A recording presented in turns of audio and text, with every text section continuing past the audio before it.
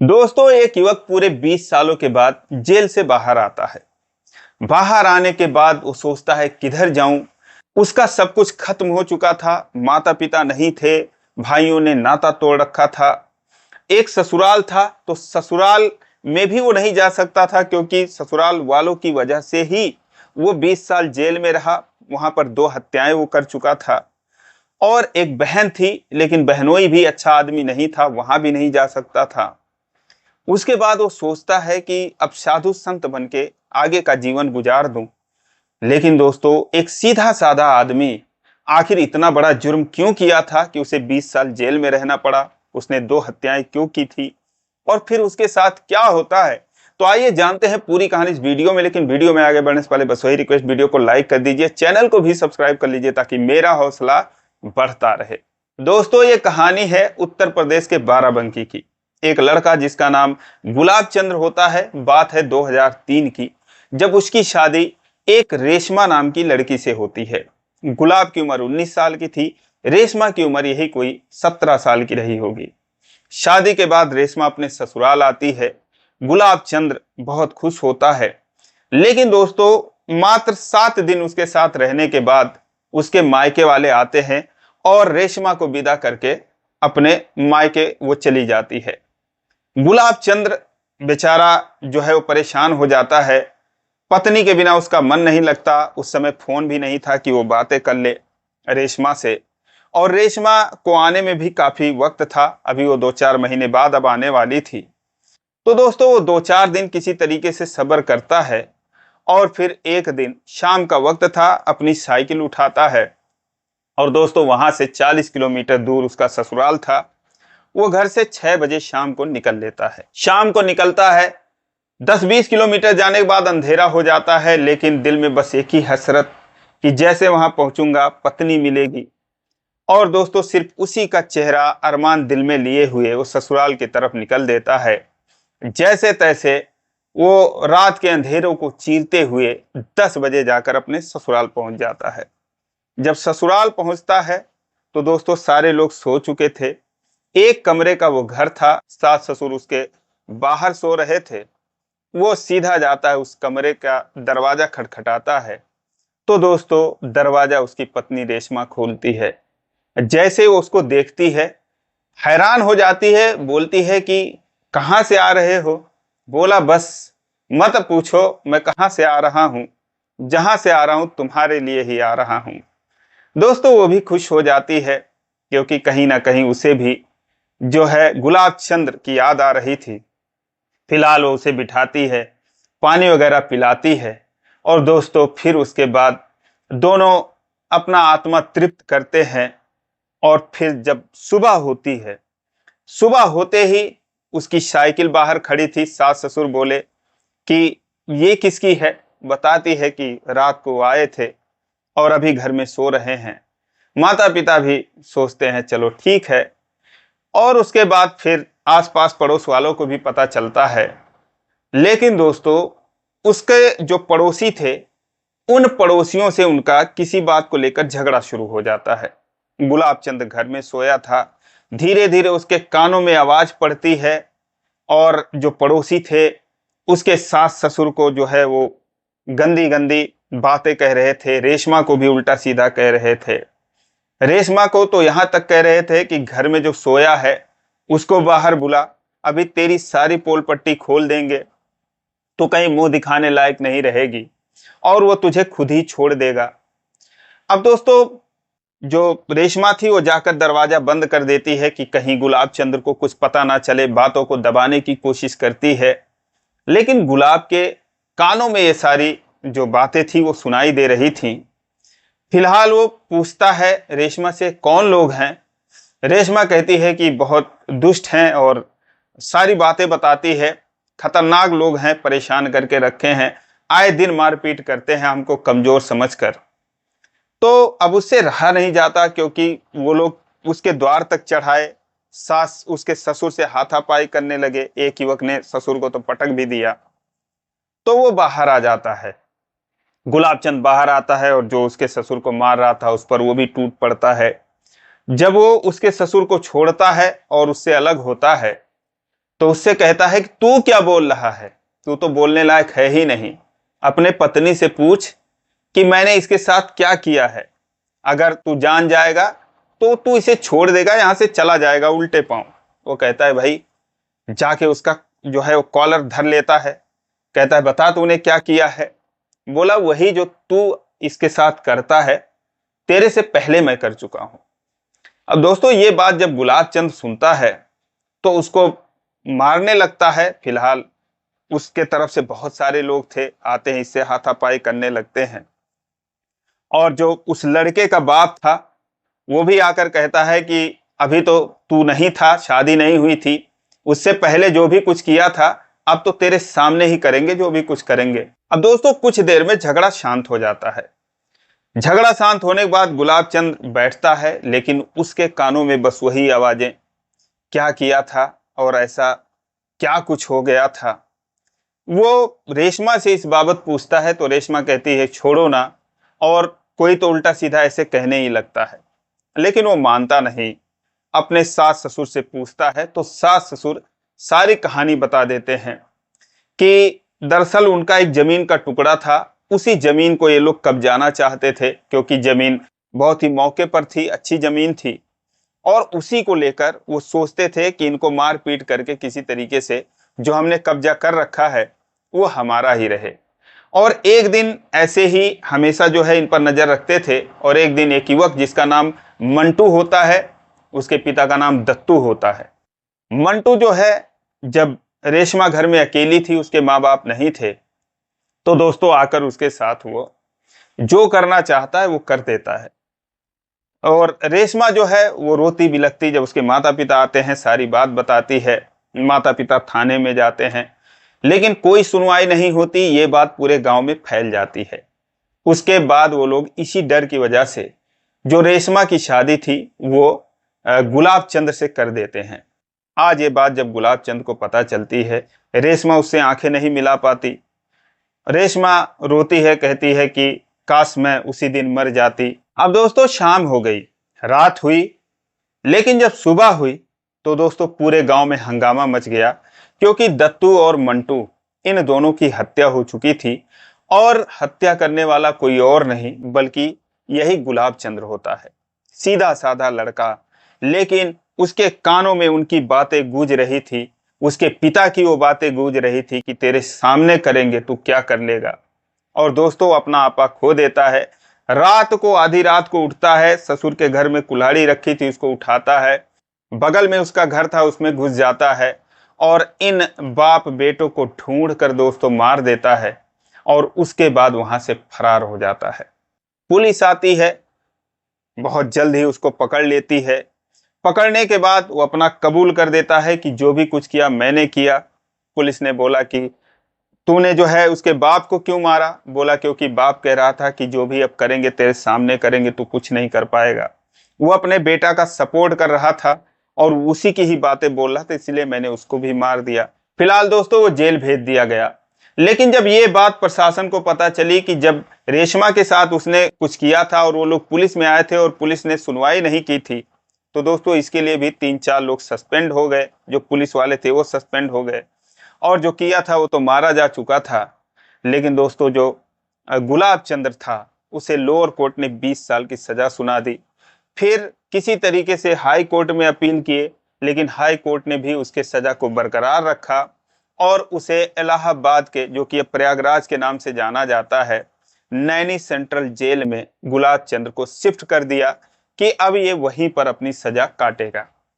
इधर दोस्तों अब जब पूरे गांव में एक बार फिर यह हल्ला हुआ, रेशमा कहीं मुंह दिखाने लायक नहीं और जान का भी खतरा, क्योंकि 2 हत्याएं हो चुकी थी, वो लोग पलटवार भी कर सकते थे। तो दोस्तों ये लोग जो रेशमा के माता पिता थे और रेशमा, ये लोग चले जाते हैं रेशमा के मामा के यहाँ। वहां जाकर वो रहने लगते हैं और कुछ दिनों में यहाँ की जो बची खुची थोड़ी बहुत जमीन थी वो किसी के हाथ औने पौने दाम पर बेच देते हैं। उधर जो है वो जेल में पहुंच जाता है गुलाब चंद्र। अब दोस्तों जब 4-6 महीने बीतते हैं, 1 साल बीतता है, तो गुलाब चंद्र तो अब 20 साल तक जेल से आने वाला था नहीं, और रिश्ता मात्र उनका कुछ ही दिनों का था, 1 हफ्ते 10 दिन का था। कुल मिलाकर 15 दिन हुए थे शादी को। तो रेशमा के माता पिता, उसके मामा मामी, अन्य लोग रेशमा के लिए लड़का ढूंढने लगे। उससे बोले शादी कर लो। रेशमा ने कहा कि एक आदमी जिसकी जिंदगी मेरी वजह से बर्बाद हो गई, जिसने हमारे दुश्मनों को मार दिया, और हम जो है अब मैं शादी कर लूं, ये मुझसे नहीं होगा। लेकिन वो लोग उस पर दबाव बनाने लगे, बहुत ज्यादा उसे प्रताड़ित करने लगे, मारने पीटने लगे कि 20 साल उसका क्यों इंतजार करेगी तू, और कुछ दिनों का रिश्ता था, और पता नहीं जेल से बाहर आने के बाद उसे वो लोग छोड़ेंगे कि नहीं छोड़ेंगे। फिलहाल दोस्तों उस पर जब ज्यादा दबाव बनाने लगे तो परेशान हो गई, बोली ठीक है, लेकिन एक बार मुझे जो है वो मेरे पति से मिलवा दो। अब दोस्तों जो उनके वकील थे, वकील से बात की गई। वकील ने कहा ठीक है, मैं जाके मिलवा लाऊंगा, क्योंकि माता पिता अनपढ़ थे, इतने जानकार थे नहीं। वकील साहब के साथ उन्होंने रेशमा को भेज दिया इलाहाबाद नैनी सेंट्रल जेल में। और वहां पर जाकर जब पर्ची मिलती है अंदर गुलाब चंद्र को कि उससे मिलने के लिए कोई रेशमा आई है, तो दोस्तों उसकी आंखें भर जाती हैं। और जब दोनों की मुलाकात होती है, फूट फूट कर रोने लगते हैं।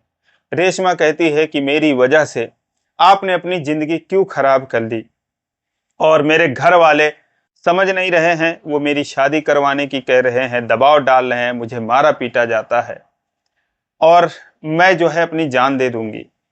गुलाब चंद्र कहता है कि देखो, भले ही तुम कहीं शादी कर लो, लेकिन अपनी जान मत देना, क्योंकि मैं जेल से बाहर आने के बाद तुमसे मिलना चाहूंगा, तुम्हें देखना चाहूंगा। मैं नहीं चाहता कि मैं जेल में रहूं और तुम जो है अपनी जान दे दो। दोस्तों उसके बाद मुलाकात का दौर खत्म हुआ। ये जो रेशमा थी वकील साहब के साथ जब वापस आ रही थी, तो दोस्तों वकील साहब की जो नीयत थी वो भी बदल जाती है। वो रेशमा से कहते हैं कि देखो, अब तो ये 20 साल जेल से आने से रहा, और तुम्हारे खर्चे पानी हैं वो मैं तुम्हें दिया करूंगा, तो मैं तुम्हारा काम करता रहूंगा, तुम मेरा काम करती रहो, और इसी में हम दोनों की भलाई है। रेशमा को ये मंजूर नहीं था। उसने बोला नहीं, मैं हरगिज नहीं कर सकती, मेहनत मजदूरी करके मैं जी लूंगी, खा लूंगी, लेकिन आप जो सोच रहे हैं वो गलत सोच रहे हैं। उसके बाद दोस्तों वकील जो था वो जबरदस्ती दबाव बनाने लगा कि मैं चाहूं तो तुम्हारे पति को 20 के बजाय 40 साल जेल में रखवा सकता हूं, अगर तुम नहीं मानोगी तो अंजाम बुरा होगा। दोस्तों वो मानने वाली थी नहीं। उसके बाद वो अपने घर पर आती है। अब ना वो पति से मिलने जा सकती थी, ना घर वाले उसको चैन से रहने देना चाहते थे। वो जाती तो कहाँ जाती, वो दोस्तों जिंदगी से परेशान हो जाती है। इधर जो जेल में अब गुलाब चंद्र था, उससे मिलने आने वाला कोई नहीं था। सिर्फ उसकी एक बड़ी बहन थी जो शादीशुदा थी, वही कभी साल 2 साल में उससे मिलने आ जाती थी। वो भी बहुत मुश्किल से आती थी, क्योंकि उसका पति उसे बोलता था, ताने मारता था, तेरा भाई हत्यारा है, ये है, वैसा है, और तू उससे मिलने जाएगी तो तू भी कुछ सीख कर आएगी। यही सब चीजें उसे बोलता रहता था। लेकिन दोस्तों वो बहन थी, भाई के लिए जो उसका प्यार था वो दोस्तों अटूट था, इसीलिए उससे मिलने के लिए वो उससे जाया करती थी। धीरे धीरे वक्त गुजरता गया, 2024 आ जाता है, 20 साल बीत जाते हैं, और दोस्तों जब उसके रिहाई का दिन आता है, किसी को नहीं पता वो कब रिहा हो रहा है। सिर्फ उस बहन को पता था कि गुलाब आज रिहा होने वाला है। अब दोस्तों जिस दिन रिहाई होनी थी, उस दिन उसकी बहन, जिसका नाम शारदा होता है, वो जाकर गेट पर खड़ी थी। जैसे ही गुलाब चंद गेट के बाहर आता है, एकदम रात होने वाली थी जिस समय उसको छोड़ा जाता है, तो शारदा और गुलाब एक दूसरे के गले लगकर रोने लगते हैं। वो अपने भाई के लिए एक मोबाइल लेकर आई थी। जमाना बदल चुका था, 20 साल में बहुत कुछ हो चुका था। उसके बाद वो कहता है कि अब बहन मैं कहाँ जाऊंगा, क्योंकि घर पे माता पिता भी नहीं हैं, भाइयों ने कभी मेरा रास्ता नहीं देखा, कभी मिलने तक नहीं आए, तो अब मैं कहाँ जाऊं। वो कहती है कि सब छोड़ देंगे तो मैं तुझे थोड़ी छोड़ दूंगी, तू मेरे साथ चल। वो कहता है कि रेशमा कहाँ है, उसके घर वाले कहाँ हैं। बार बार वो जब भी आती थी पूछता था। कहती है कि पता नहीं, रेशमा भाग गई है किसी के साथ, क्योंकि कभी 2-4 सालों में उसके माँ बाप से मुलाकात होती है, तो यही कहते हैं कि वो कहीं चली गई, और उसके बारे में ज्यादा बात नहीं करते हैं। तो उधर भी अब कुछ नहीं रहा भाई, तू मेरे घर चल।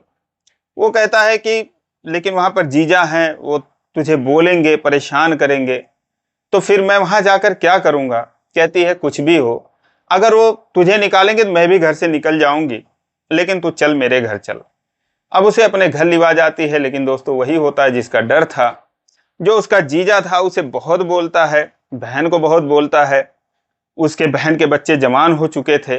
वो कहता है मेरे बच्चों को बिगाड़ देगा, किसी को यहाँ मार देगा, बवाल कर देगा, हम फंस जाएंगे।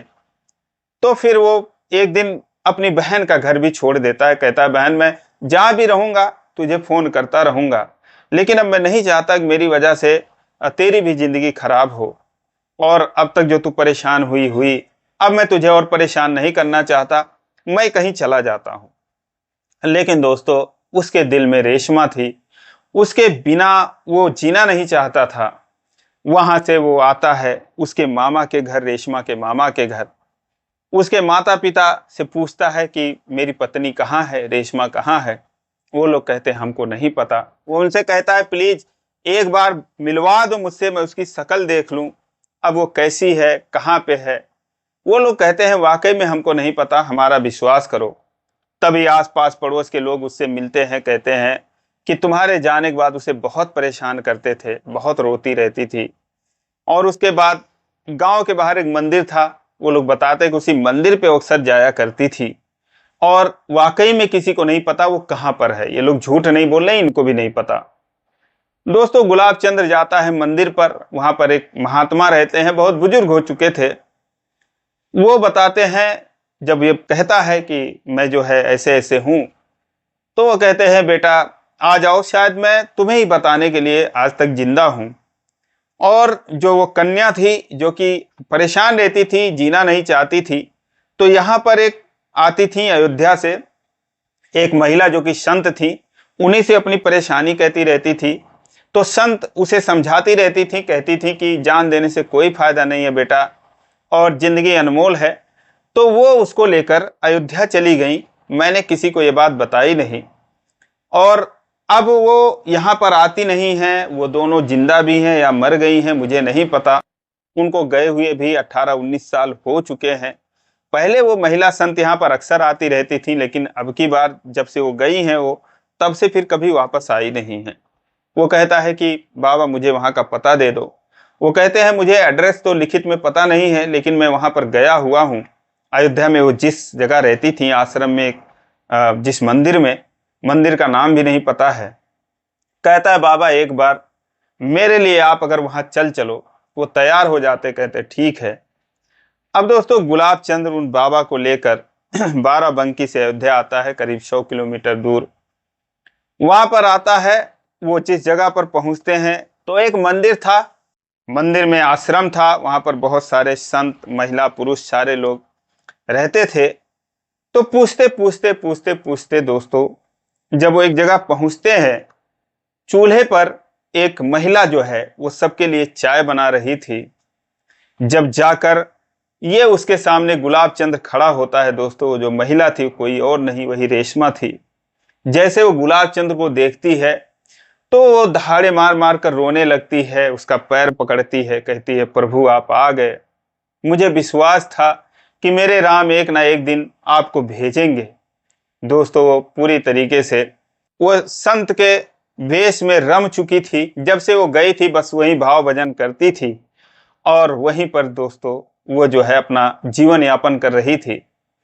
जब गुलाब चंद्र को देखती है तो रोने लगती है। गुलाब चंद पूछता है उससे कि तुम मुझसे मिलने क्यों नहीं आई, क्या मैं इतना बुरा था। तो सारी कहानी वो वकील साहब वाली बताती है, अपने घर वालों माँ बाप का बताती है।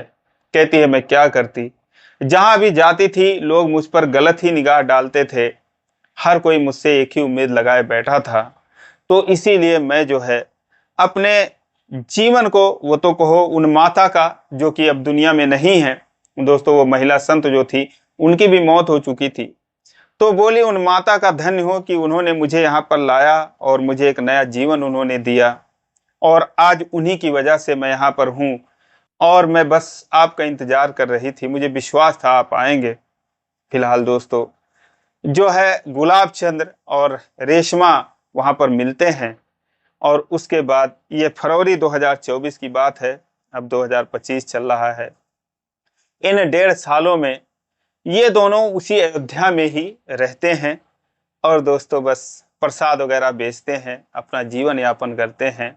यहाँ पर एक सवाल आपसे है, आप कमेंट जरूर करिए कि जो कोर्ट ने उसे सजा दिया 20 साल का, क्या ये उचित था? मेरे ख्याल से अगर 10 साल कर देते तो ये ज्यादा बढ़िया रहता। लेकिन दोस्तों फिलहाल क्या कहा जाए, फिलहाल दोनों अब खुश हैं और बहुत अच्छे तरीके से रह रहे हैं।